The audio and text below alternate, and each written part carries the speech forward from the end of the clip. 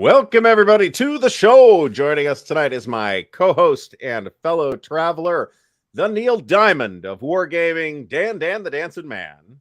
And our special guest tonight, it is our great honor to bring you Dick Whitaker. Dick, thanks for coming by. Much appreciated.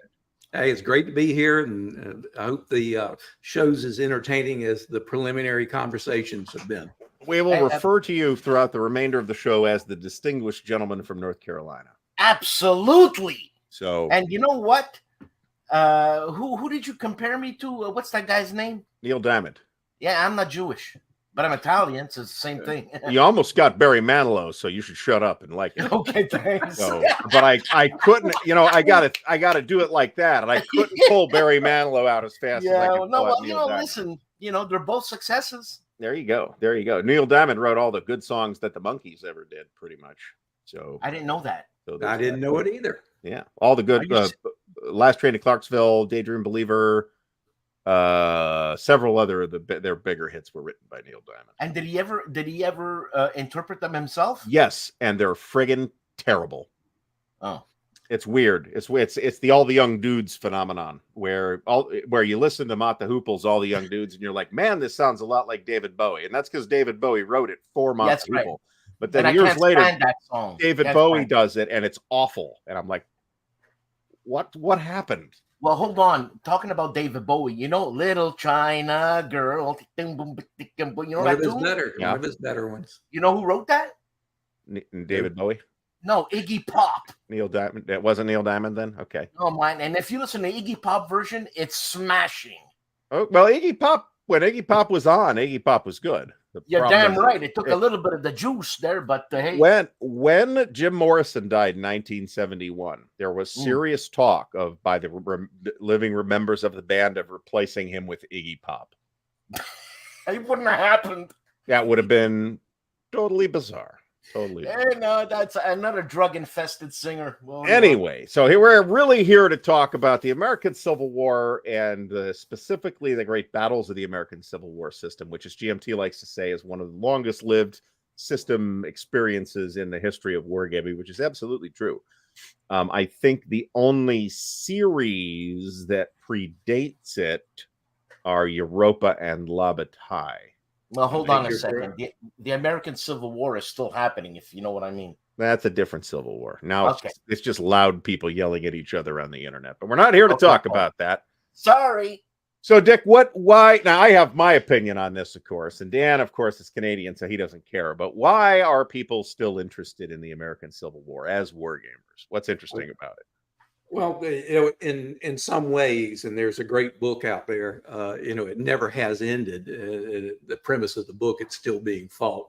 And there's still a lot of people like that. Now, myself, even though I'm a good North Carolina boy, and you guys say I have an accent that I can't hear, I'm a serious unionist. So I'm who are my hero? Thomas would be one of my heroes. There you go.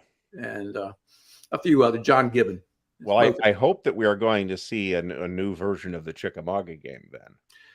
There's a new map already, but this stuff takes longer than someone might imagine. Somebody asked Stigler. Stigler posted something on one of the war game groups about the new version of 3 Days of Gettysburg. And somebody asked, is this going to be out by Christmas? And Stigler went volcanic on him, of course. Why? So I'm accelerating every time he mentions it again. I'm accelerating that by one holiday. So I asked him today. Christmas 1928. Christmas 2028. That's what I'm aiming for. I hope it's out before then. I was hoping for April, to be honest. It might not make that. Hey, Dick, I Googled you, and BGG came up, and. Is this your only game? Is this my only game? What is this? And I'll tell you. Shiloh. It is my only game, and I'll be glad to tell you why it's my only game, or why I've never designed a war game till recently, if you'd like to hear it. Well, let's talk about that, actually, because I kind of want to hear about the transition of the series from. We all know that it started out at SPI, and Richard Berg was the original designer, and there were a few other people during that era that tried their hand at designing inside the system, and there was some evolution of the system. What I'm particularly interested in is how did that transition happen between, you kind of taking over, and how has the system evolved, say, over the last several games in the series that GMT has released? Well, that's good. Great question. And I can trace this back. I blame Mark Simonich. I assume everybody knows Mark. He's, he just retired from GMT, but so I just heard. He's going to spend his time on designing games more than ever now. So that's good.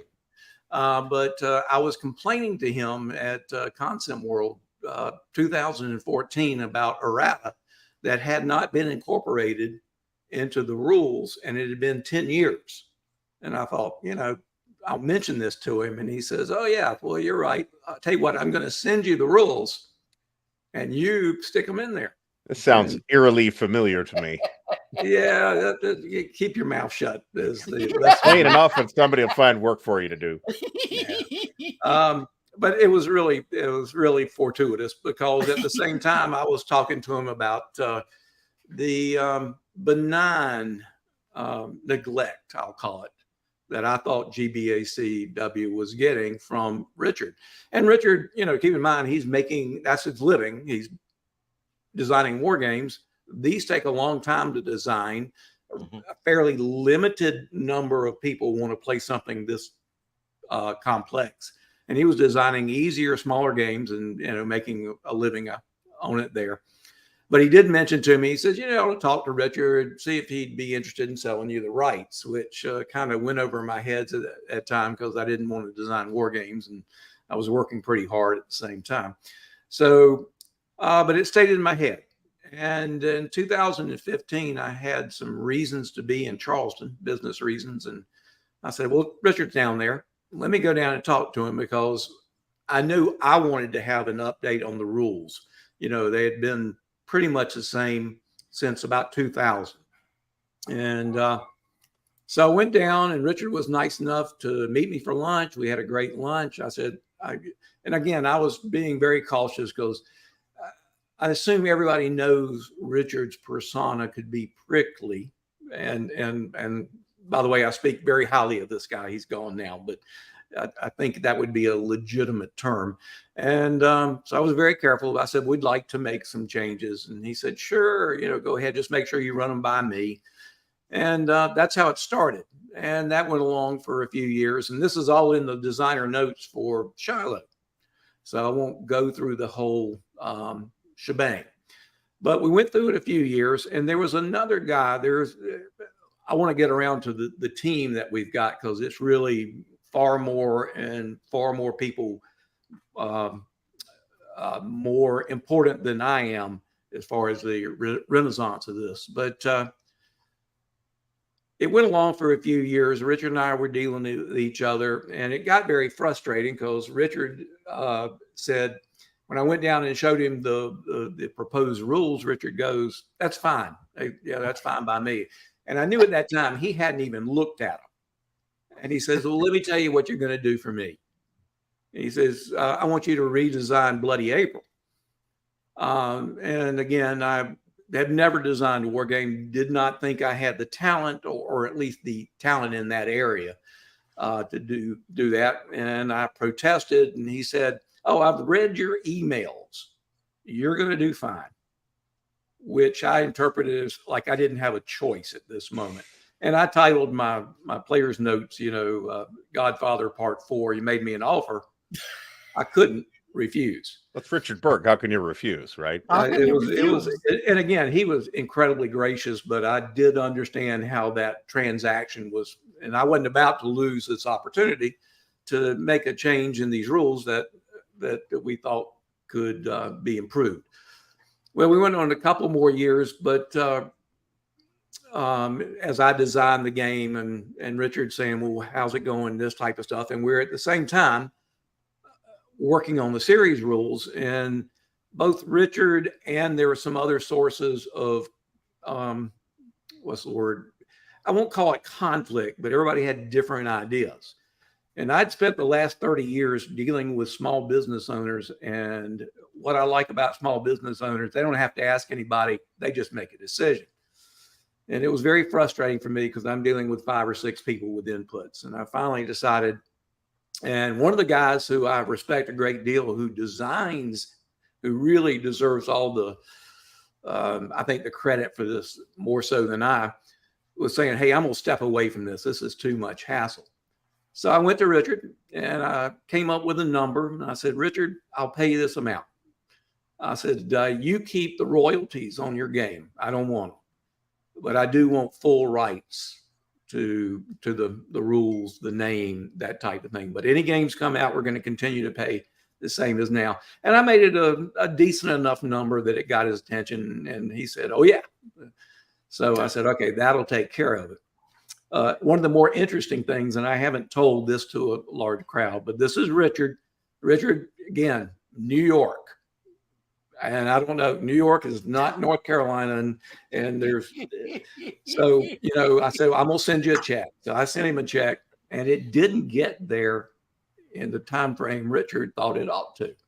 And he sends me back an email, and in Latin, it basically implies that I'm a crook. I had to look it up, by the way. I didn't know what exactly I had to do. And so I emailed him back. I said, Richard, first of all, you've hurt my feelings here. I said, you really have here. You know, and I'm being a little tough, you know, a little sarcastic on that. But I said, you know, the fact is, if you don't get your money, I don't get what I want.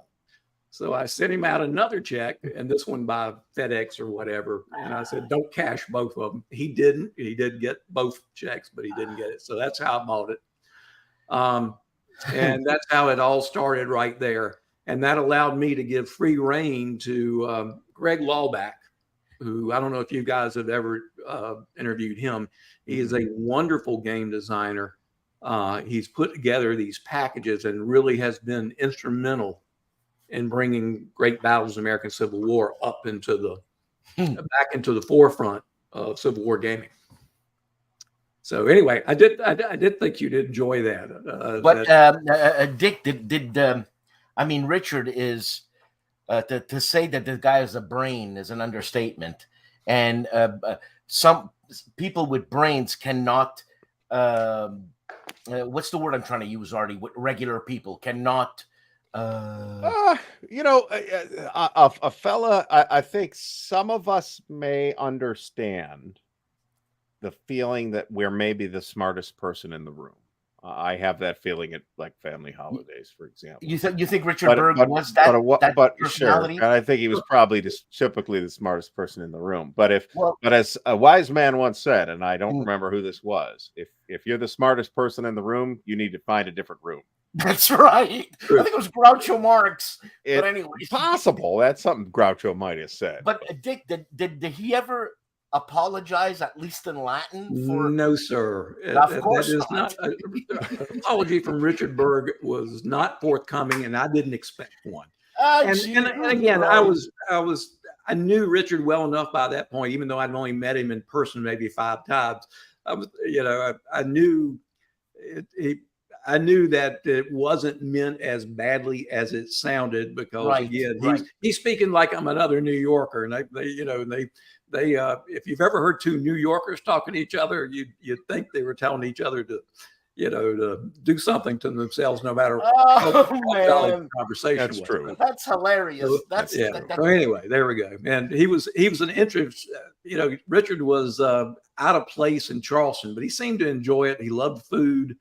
The way I enticed him is I took him out to one of the better places that I knew about. I didn't know many.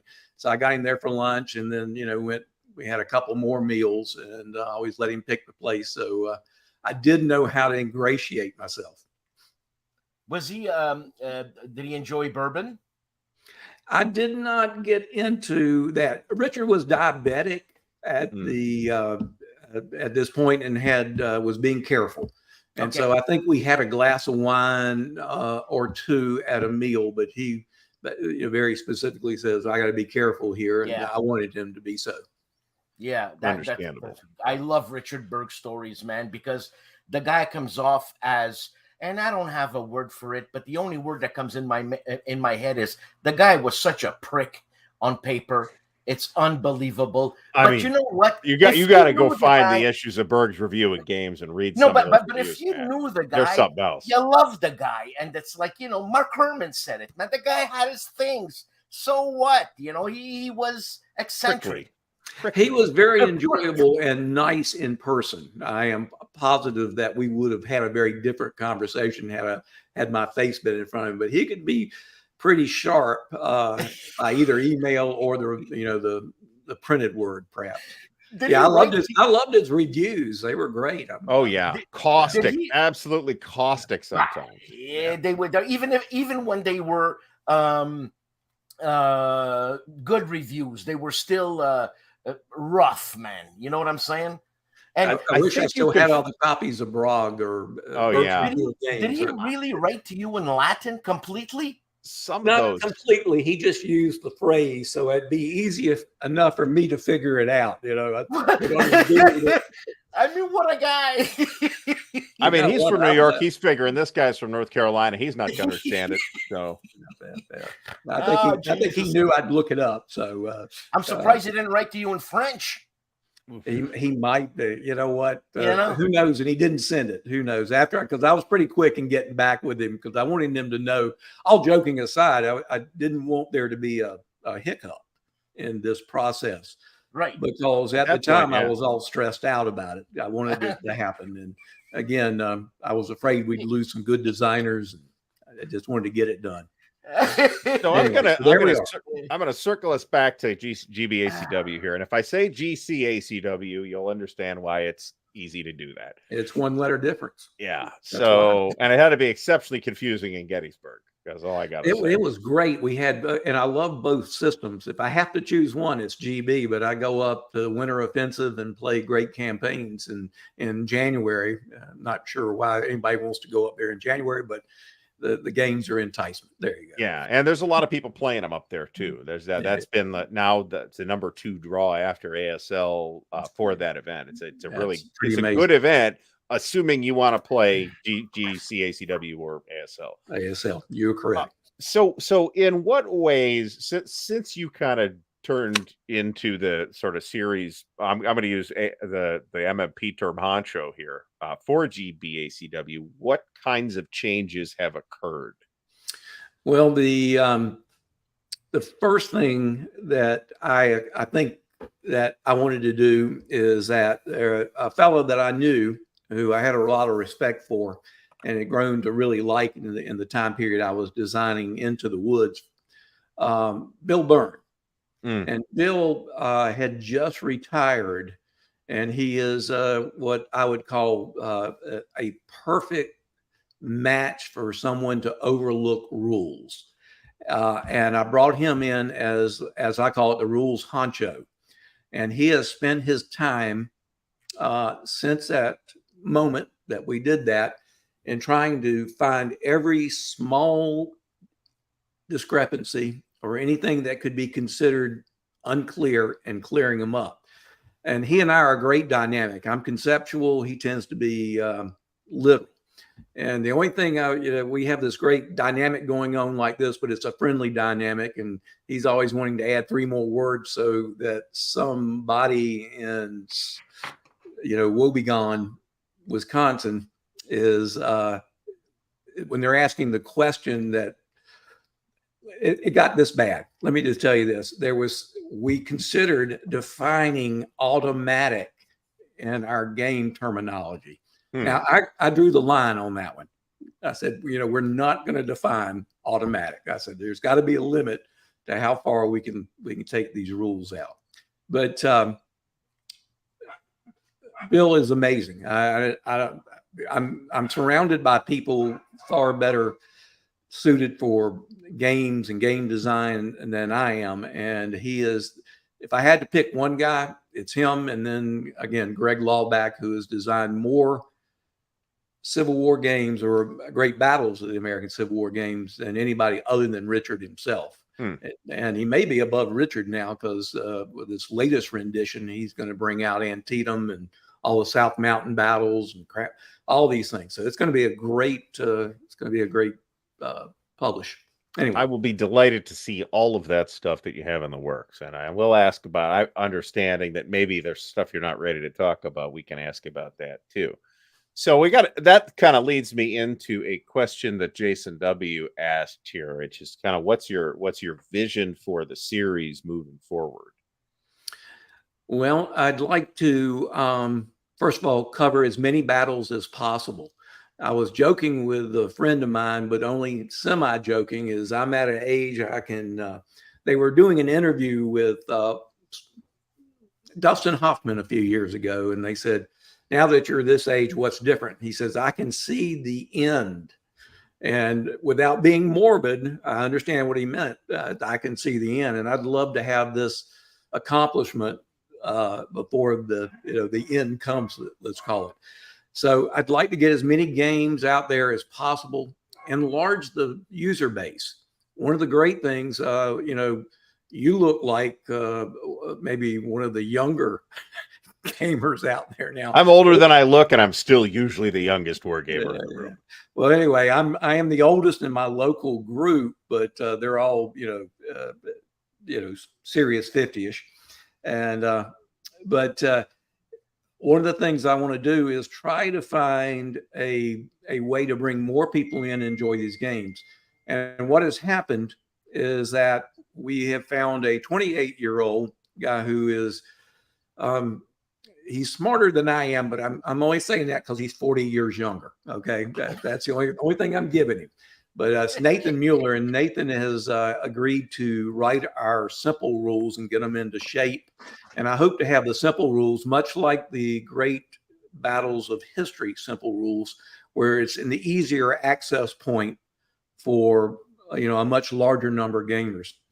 Additionally, Russ Gifford, and I don't know if y'all are aware of Russ, he is an aficionado of the old GBACW, which I grew up with, loved, and he has made the effort to take those rules and make the changes so they can work with our counters, our maps, and it's pretty amazing what I've looked at there and messed around with. It looks like it works well. So I am not aware of that project. I'm sorry? I'm not aware of that project. Yeah, well, it's one of my frustrations. And as someone once told me, he says, you might think you're going to please everybody, but you're not. Oh, I'm bored. One of my frustrations is everybody saying, this is too hard. I like the old system, like this. So I'm trying to give them the old system, but with new graphics and components, and love to see them, embrace these new games, and by all means play with the old stuff. Or if you're trying to bring the son or the daughter in, play with the simple rules. So that's the dream, I guess. So before we get into Kevin's question, which I think is a good one, I want to ask, it feels like there's been a significant renaissance in interest in GBACW over, say, the last 5 or so years. Why? Because it is a fairly complicated, in an absolute sense, it is a fairly complicated system. I can understand why folks might be scared, right? Sometimes the big complicated, it's not that thick of a rule book, but it's got line of sight in it. Line of sight's the most complicated thing in every system.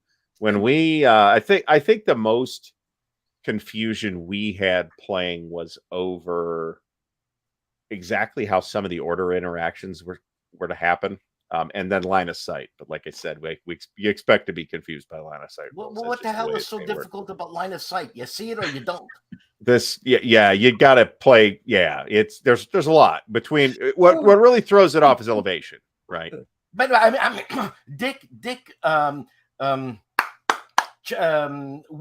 worked that out in his game, man. He said, it's in there. If there's trees, well, it's one level higher. That's it. Yeah.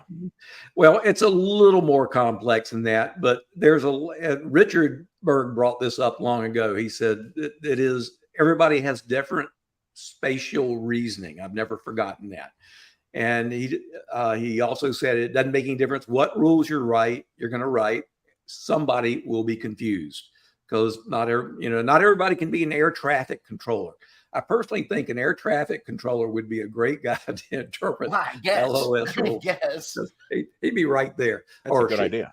Yeah. So, but it's hard. I agree. And it has gotten a tiny bit harder since we took it over. Really? With that being said, the support is phenomenal. I would say nothing goes by more than a few hours unless it happens in the middle of the night that an answer isn't there from BGG or Consim World or Facebook. And we've got 1,600 people on Facebook, which I think is larger than anything other than ASL out big. there. So and there are people who just love looking at the games. They're guys that I know they don't play. They sit at home and push the counters, but they're having a good time. And that's okay.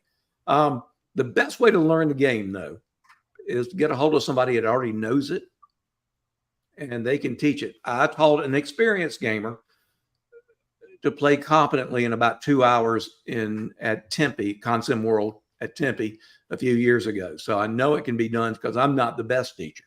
So that's the best way. The rules aren't as bad, but you really need to have somebody kind of lead you in. And once you're there, it's all good.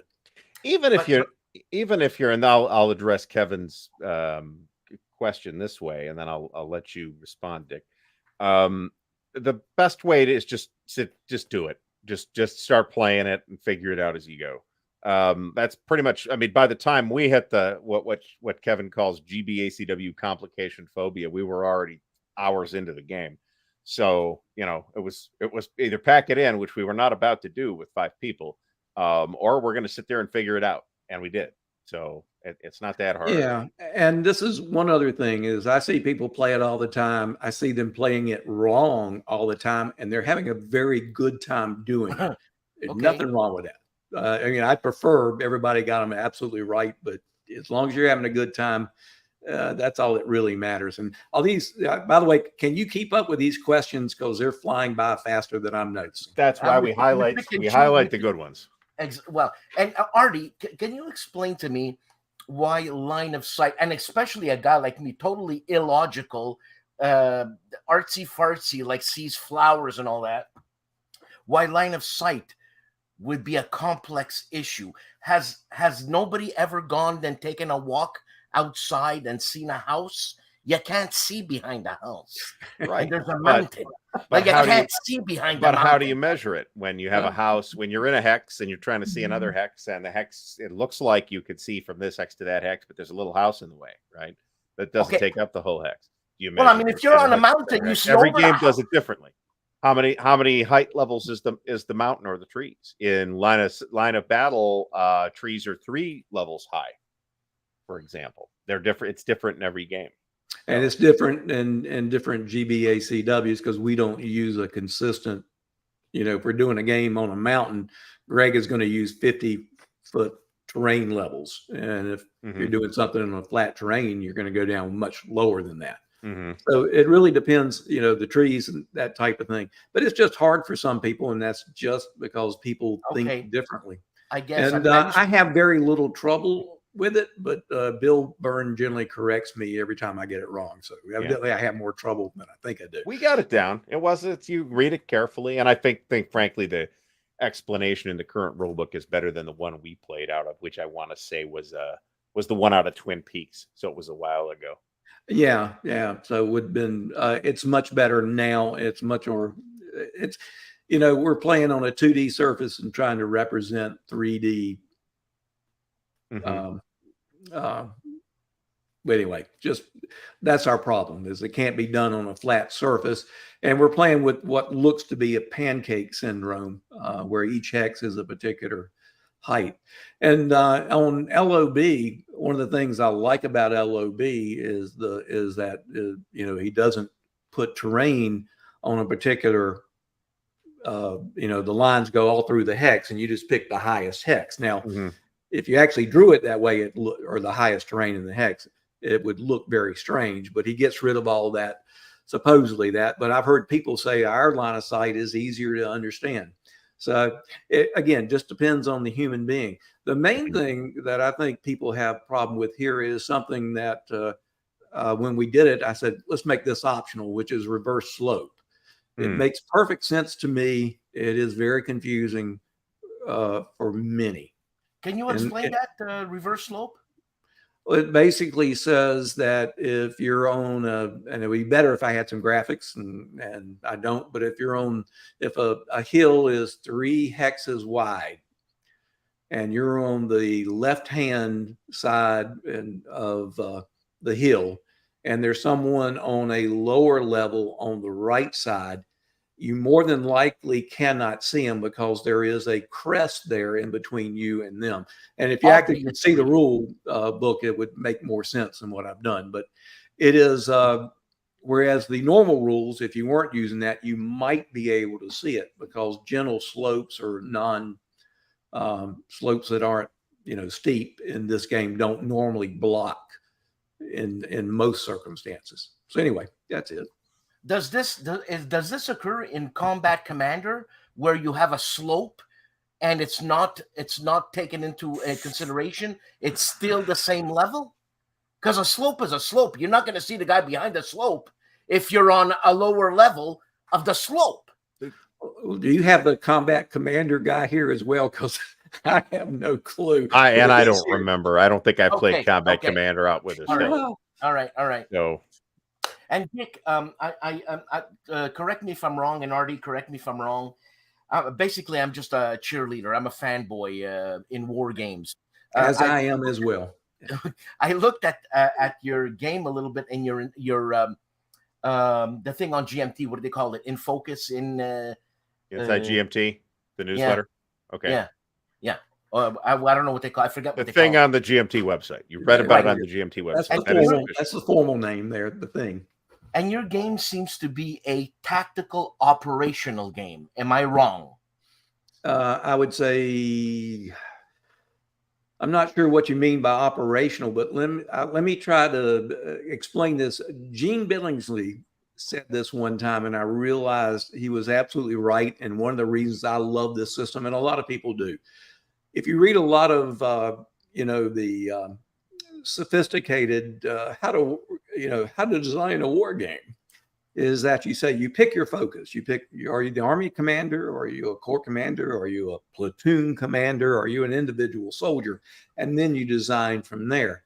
Great Battles is far more complex and far reaching in that, because depending on where you are in the sequence of play, you're the army commander, and then you're the corps commander, and then you drop down to a division commander, and finally you're a brigade commander.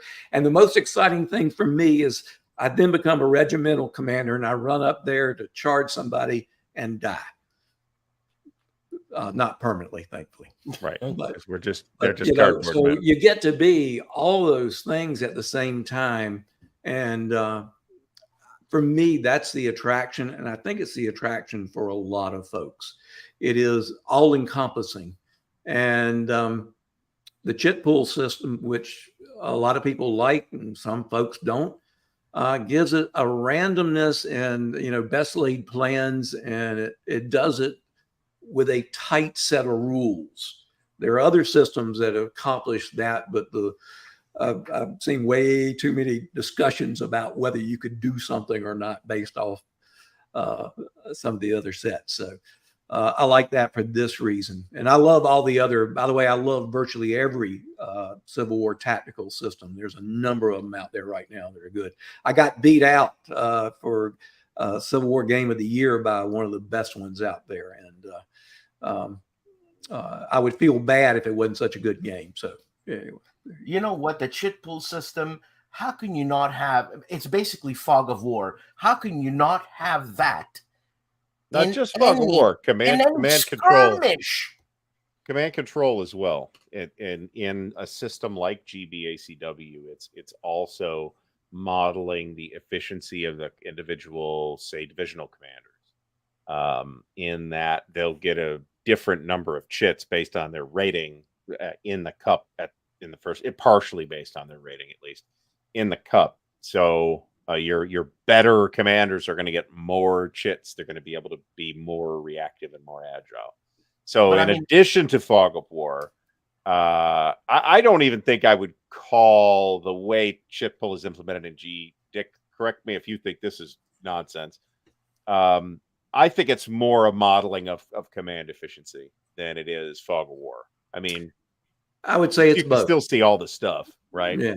And in Fog of War, in the sense of the uncertainties of Yes. it, right? Yeah, but command efficiency is a big deal. Yeah. You want to stay in command, or else you won't accomplish much.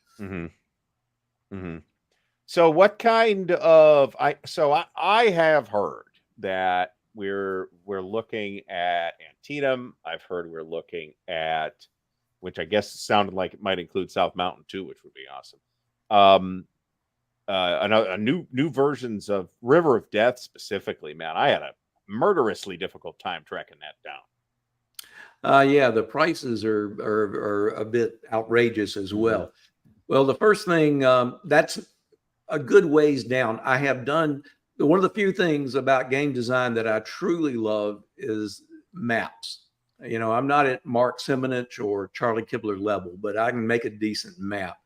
And I've done new maps for River of Death, and I will tell you, I consider it an improvement. I may be the only one, but I do. I've made new maps. I added a new map for Gettysburg, which will be the next large game out. Stigler, Alan Dickerson, is going to have a small collection, an entry-level game. It's still got the full set of rules, but they're really small battles, and that's going to be interesting. But the next large game is going to be Three Dog Deluxe, and I've added the cavalry map. Mark Simonich has been kind enough to continue to work on that with me, so it will keep his graphic style. I had originally planned on redoing the map because it's 40-foot increments, and I prefer something a little more detailed than that. Unfortunately, I was going to have Rick Barber do all the topography. And I was going to ask you about Rick Barber. Yeah, we lost him, and that was a blow. Yeah. So because I was planning on him doing a couple. So it's now up to me, and I enjoy doing them, but it's slow. We'll have the new Gettysburg game out, and I will tell you, I think it'll be the ultimate Gettysburg game. Greg Lawback is doing Antietam, which will be called Gleam of Bayonets 2, as far as I know. I don't know if there's a problem with the name. Technically, I own the series name, so I don't know if that name is. If Hasbro hasn't let that trademark lapse, don't take my word for it. Yeah. But if Hasbro hasn't let that lapse, I'd be shocked. Yeah, I would love to think they had, because I always loved it. And Richard didn't like the title. It's one of the things he told me at one point. I said, "You didn't like that title." I don't know what he wanted to call it, but I'm going. I was thinking that was his pick, and it was not. So where were we? We were talking about games coming out. There's a number of people interested in the Trans-Mississippi, which should be cool. This will be the redesign of Gettysburg will be my last GBAC design, but I have found that I actually do like designing games and have a tiny bit of talent at it. And I will be moving on to a different Civil War system, but so it will be up to others. Before I forget, I almost forgot. Albert E. Smith down in Dallas, Texas, is designing the Wilderness, and it looks to be phenomenal.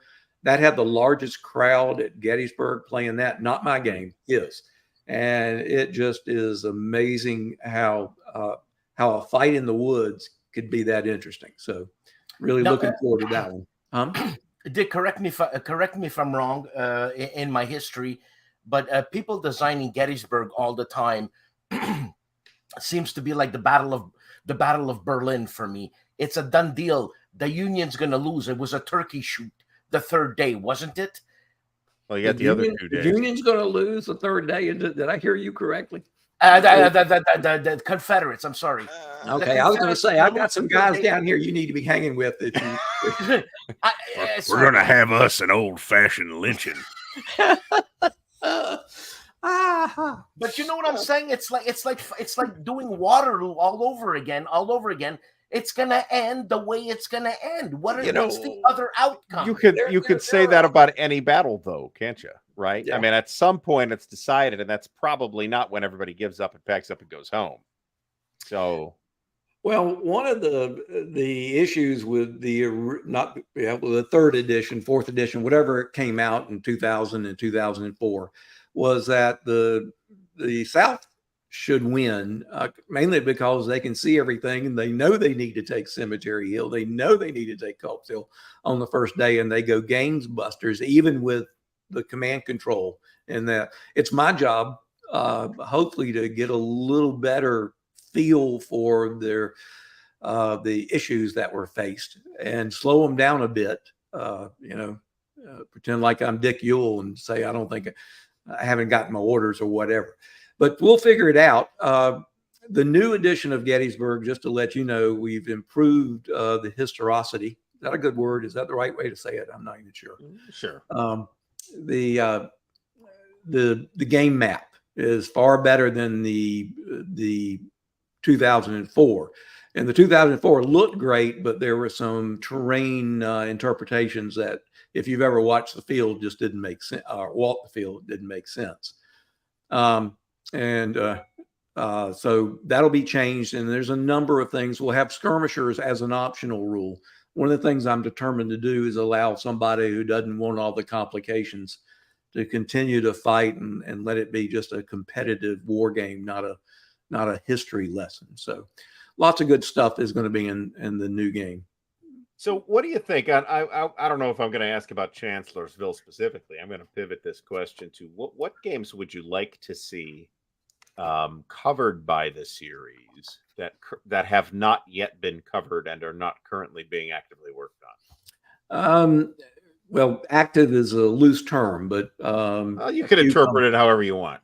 Okay, Perryville, Pea Ridge, Wilson's Creek. And I have done a Wilson's Creek map for someone. I know there is a very fine fellow in Mississippi who is trying to do the Vicksburg campaign battle by battle. And that's proving to be a challenge. Just if you have any awareness of what those battles were like, there are challenges there. I've done one map for him. I'm stymied on Port Gibson, which is basically a bunch of ridges and a bunch of gullies and a lot of woods, and I hadn't quite figured out how to do that. And then you would have a Champion Hill, and then you would have the actual assault on Vicksburg, but he's only going to take a small piece of it, so that it'll actually be interesting. Richard wanted to work on the crater, he said, as the last time I spoke to him, and I was looking forward to that. That'd be great. There's a fellow that's worked a little bit on Monocacy. There is an interest in the 7 days, but the interest is there, and a LOB is there. Civil War Brigade series. OOB is there. And the thing from Worthington, actually. Worthington did a game on that, too, that has all the battles in it at a brigade scale, I think. Yeah, I wasn't aware of them. I don't get out as much as I should. I think they're down in North Carolina, actually. I could be wrong. They may be. There's the West Virginia. No, I don't think so. I could be wrong. I don't really remember where they're at. There's a lot of gaming around that, unless you're just trying to find them. I mean, you can. It's amazing who I found in North Carolina when I started sending out feelers. So, but anyway. Richard, when you said you were having trouble incorporating the gullies and all the small shrubbery type thing, does scale matter in that difficulty? Yes. I would love to go down to like 50 yards of hex at that point, because I would, if you look at, and he wants to use 110 yards, and God bless him, because that's my preferred scale as well. But you'd have like 17 terrain level changes in one hex. So how do you show that? Right. Rather than just nasty terrain. So that type of thing. So how do you show that? I hadn't figured it out. That's the challenge, and I think he's waiting on me. waiting for me to do that. So hopefully he'll pick something else for me to design the map for, and we'll move on and get back to it. That'll be. I mean, there's some pretty interesting battles there. I'll cast another vote for Trans-Mississippi, right? I mean, P Ridge is Trans-Mississippi, so yeah, and it's such a great battle. We went out there. We had one of our GBACW fests in 2020, and if y'all remember 2020, there wasn't a whole lot of people getting out, but 3 of us did and met in Bentonville. And Bentonville was the only place in the country that did not have COVID. Best I could tell, the restaurants were open, everything was going on, but the Park Service was closed. But we got out to P Ridge, and it's beautiful. It is perhaps the best battlefield I've ever been on, and I love Gettysburg and I love Antietam, but it just was amazing to me how striking. And Eric Lee Smith, who did P Ridge back in 1980, 81, I'm thinking. Something like that. We played it out there, and his map from that time looked just like the battlefield.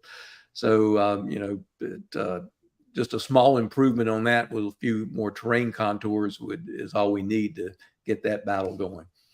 Wilson's Creek is a better battle than I think it's been portrayed. So I look forward to that one. Anyway, so I could go on for a while. I want to get back to Gettysburg a little bit in history sense. Could it have gone both ways, Gettysburg? Sure. Okay. Absolutely. Okay. Yeah. I mean, I think that's beyond the scope, and I don't want to bore people, but absolutely. Okay. Yeah. I thought it was. I will say this: thing. the South. I think the South lost Gettysburg at Chancellorsville because they decimated their brigadiers and their underlying officer corps. That to the point that their performance at Gettysburg was almost expected, because it just wasn't the same army it had been 2 months before. Freshly promoted Ewell and Hill as well. And they're just the tip of the iceberg. There's brigadiers galore that just didn't perform. And there's a good book out on, if you ever want to read a good book on Gettysburg, I recommend Coddington's A Study in Command, which is old as all get out. But his premise is that the Union brigadiers outperformed the Southern brigadiers, and he makes a good case. So, but a great book, regardless of what you believe. And is it feasible to say that Gettysburg was the American Waterloo? Well, we had to build a big mound of dirt and moved all the dirt around like they did at Waterloo. So I'm not sure. I don't know. Not for me. I don't see it that way. But it makes for a good, Gettysburg, the Waterloo of the West, or the Western Hemisphere. There I could talk for at least 20 minutes about how I think that's not. I didn't think Gettysburg was that close, man. Oh well, I mean, remember, once Pickett's charge peters out, then that's the last Confederate serious attempt. But up to that point, that could have gone either way. If Robert E. Lee had better intel on the first day and a half, they could have gone either way. So, and I will tell you, if 2 more brigades had helped out the nighttime or evening assault on July 2nd on Cemetery Hill, I think Cemetery Hill would have fallen, and that might have been all she wrote. And again, I'm talking about 2 brigades. That's all it would have taken, I think, to accomplish that, because 2 brigades all by themselves actually got to the top of the hill, and that's not something that they teach you in the 1-day course on Gettysburg generally. So it's closer. I think it's closer. I'm personally, I'm happy the way the war turned out, but I like the way I'm probably hated now somewhere in the South. Somebody saying that, by the way. Waterloo wasn't that close either. at some point it becomes, one side's clearly winning, but up to that point, right? Even Wellington describes it as his famous quote, "It was a near run thing," right? Really? I thought it was a total shellacking. Oh, absolutely not. We need to play some games. I can see that right now. We need to change these thoughts you've got? Yeah, I mean, if you play a Waterloo game, we won Waterloo as the French at Buckeye Game Fest this spring, actually. So, And what you game know, did you play, man? that was La Bataille, the La Bataille de Mont Saint Jean game. So, but Is that, hopefully is that a complex system? Yes. Yes, but if you don't like that, you could just pick the simpler system to play it with instead. Now, So- is this like the great battles of the American Civil War or great battles of history and all that? When we say complex, is that a psychological hit to people, like just reading and saying it's complex? Oh, no, I can't get into it. It's complex. Is it really? It's more of a psychological barrier than an intellectual one. You know, If you want to play bad enough, I think you can learn it. But I just got through playing the East Front system. The what do you call it? The Barbarossa Army Group, whatever. Army Group Center. We played Mhm. for a year with my local group, and that's a complex game. Far more complex it was than 20 years ago. I don't think it's my brain. I think it's the rules. But we really wanted to play, and by the end of the year, I think we understood most of the rules. So, and is that a replayable game? what's that? Which one? The Army Group Center that you played? Yeah, if I had, if I played games every day or wanted to play games every day, that'd be on my list. We gave it a year of our life, so we must have, had a good It couldn't time. have been that bad. No, it wasn't bad at all. I recommend it for anyone that kind of interest. There's two different camps on stuff, but I thought it was great fun. Anyway, It's like a marriage, man. How do you find sort of the sweet spot of complexity, right? Because even though I think it's more psychological than anything else, it's still scary, right? Ooh, it's complicated. What do we do? Exactly. How do you find the sweet spot on that between playability and the detail that you want to put into the game? With the great battles, you're already at a level of complexity, and someone who already knows the system and enjoys it, what you're striving for there is to try to keep whatever special things there are with that particular battle at a minimum, so you can just kind of walk in and start playing. That's much easier with some battles than others. Being a brand new designer, I will tell you, I might have thrown in the kitchen sink with Into the Woods and Shiloh, but you will feel like you're at Shiloh. But the battle book is tough, and the line of sight there is tougher than might even give might give someone a run for their money on that one. All right, it's very tough. Anyway, so that's the deal. Just try to keep it to where people can play as opposed to look at it. Mm-hmm. But what I'd like to see is something easier than Great Battles, and I'm on a brigade level that was similar to Great Battles. And Glory is there, which is another Richard Berg design, and one of his favorite games, which was Across the Rappahannock, was also mine. We talked about that for a time, and I think that's a great system. But a lot of players would like to see. Good to see the award-winning Dick Whitaker again. He's right, though, right? Hey, man, it is what it is. I should have introduced you like that at the beginning of the show. Actually, I felt bad momentarily. Yeah. I could always slip it in at the end, though. Right? Yeah, or you do like when Alan Dickerson was interviewing me, he chopped off the first 15 minutes where he told all the good stuff about me. And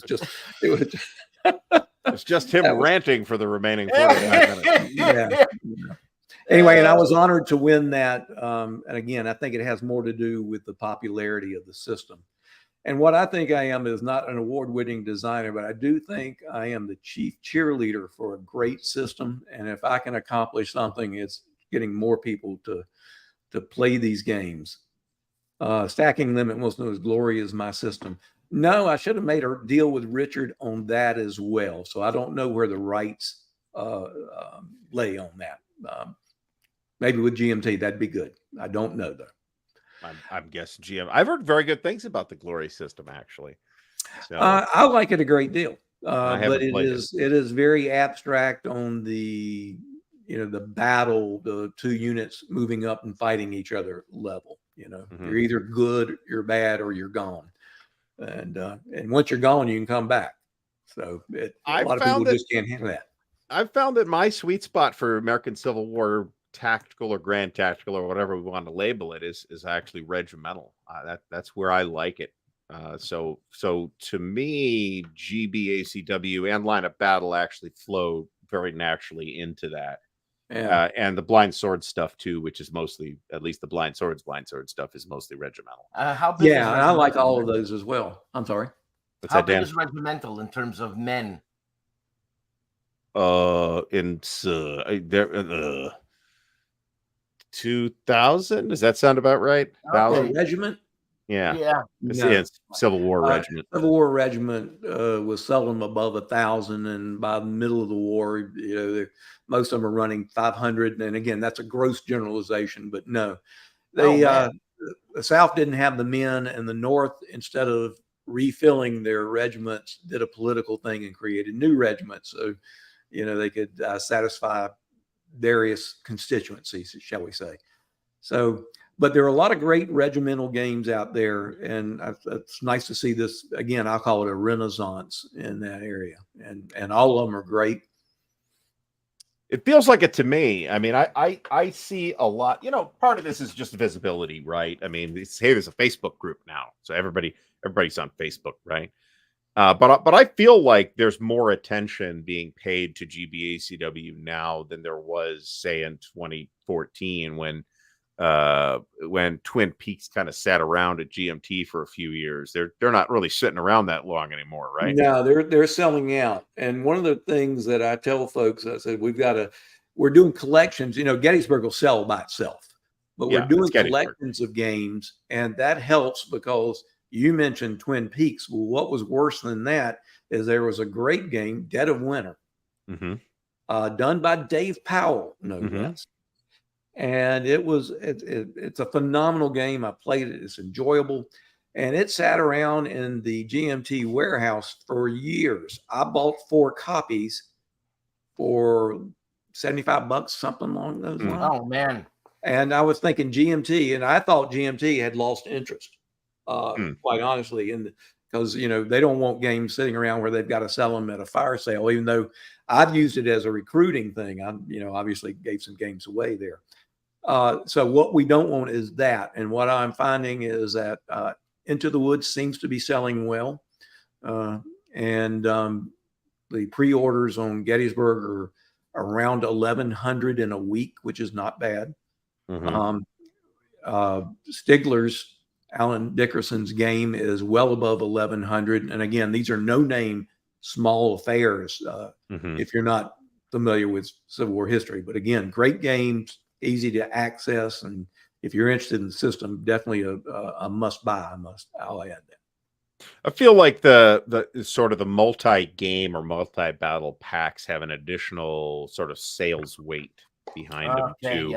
In that it's certainly from GMT, which is able to produce. I mean, what is it, $65 for the new 3 Dog Deluxe, which is what's in there is wow.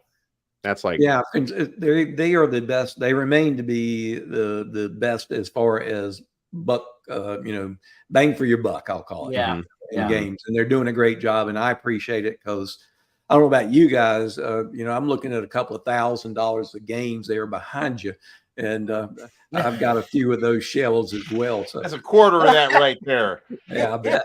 Let me look at that. Let's read that. Yeah, you've got some great ones there. And at least expensive ones, if nothing else. I don't know if they're great, but they're at least expensive. Yeah, I am willing to sit on my desire for a game for a while till it shows up for a price I'm willing to pay. I was less patient on War of the Pacific specifically. And the irony is, the box is beat up, but the insides are absolutely pristine. I paid a pretty high price for it, and then I did the unboxing video, and I found it's unpunched, but it's missing one counter. But look one counter fell out of the sheet. Look how happy you are. And it's missing one counter. A guy on Facebook sent me the counter, though. He had like loose pieces from War in the Pacific. And I said, just send me a generic Japanese infantry brigade, please. You know, one of the things you just said something, one of the things I love about our hobby, and it might be true of other hobbies, I don't have time for anything but this one, is how good people are about, helping you out when you need it. And I've just seen the camaraderie. I don't know about you guys. I was working, and still work some, but I used to work a little bit harder in the financial business. And what I found is guys, when they retire, tend to lose their focus and their friends. And what I found is I've gotten more and more into a part-time situation. I've developed more friends and have a focus, and everybody around. I just can't tell you how good the crowd was up in Gettysburg. Just phenomenal. Great. By the way, I'm sorry, go ahead. That's great. That's fantastic. That's one of the things you see if you're around the hobby from time to time. I mean, yeah, you'll run into the occasional knucklehead, but and they're out there. They're out there in every segment of the population. But by and large, we really do kind of stand up for each other in this hobby. I think and so. I have, not fortunately been in a position where I've had to take advantage of that, but I've seen it. Right, we saw it with Mark Ruggiero, who got sick, and the whole hobby kind of stood up behind him.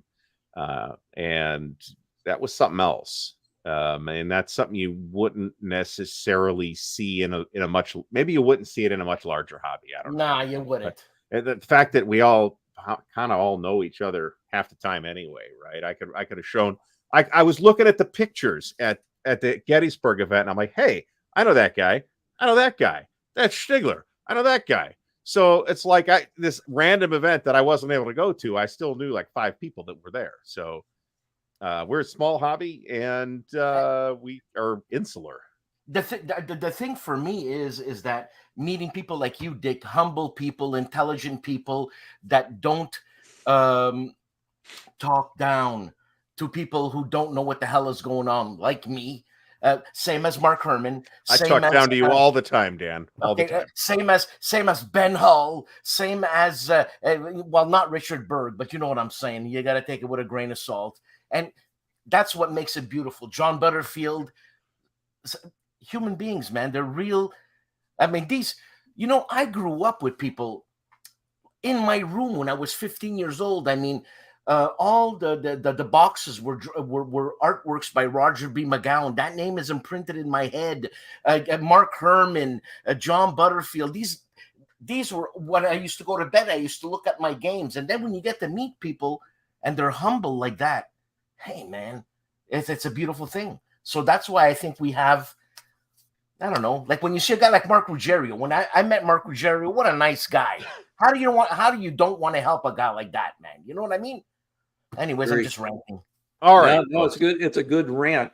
It's not hard for me to be humble because and I've said this before, and I think I've heard someone else. The only way I'm at any height is because I'm standing on somebody's shoulders. And maybe we all are, man. So I consider myself one of the luckiest men on earth, and that's not just talk. I really do. Good for you, man. All right, folks, we are out of time. We are actually a couple minutes over. I'd like to thank Dan for being here again at the last minute. And I'd like to especially thank Dick Whitaker, who showed up early. Dick, you're fantastic. You're a handsome-looking man. Look at you, man. I'm going for the Shelby foot. You said 0 technical assistance. I will add as well. So congratulations for that. And Dick, congratulations on being the Charles S. Roberts Award-winning Best New Designer of 2022, which I mentioned at the opening of the show. So, folks, we'll be back next week. All right. And good to talk to you guys. Don't forget to thumbs up the video. Everybody have a great night. Thanks. Big